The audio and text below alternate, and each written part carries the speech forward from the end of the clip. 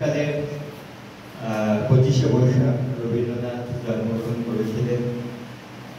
আমরা সবাই রবি ঠাকুর বলেই ডাকি, এবং শুধু আমাদের বাঙালির রবি ঠাকুর নয়, বাংলার প্রতিটি প্রান্তরে যেমন রবীন্দ্রনাথকে আমরা এক কথায় পূজা করি, তেমনি বাংলার বাইরেও গোটা বিশ্ব জুড়ে রবীন্দ্রনাথের খ্যাতি।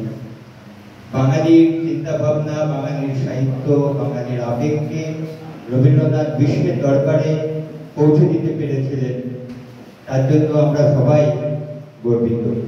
আজ রবীন্দ্রনাথ ঠাকুরের জন্মদিন।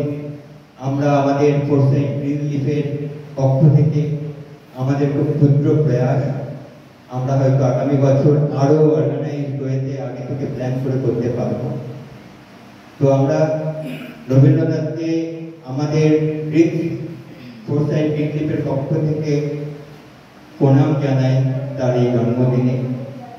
সেই সঙ্গে আমরা অঙ্কিতার পারফরমেন্স আমরা দেখলাম।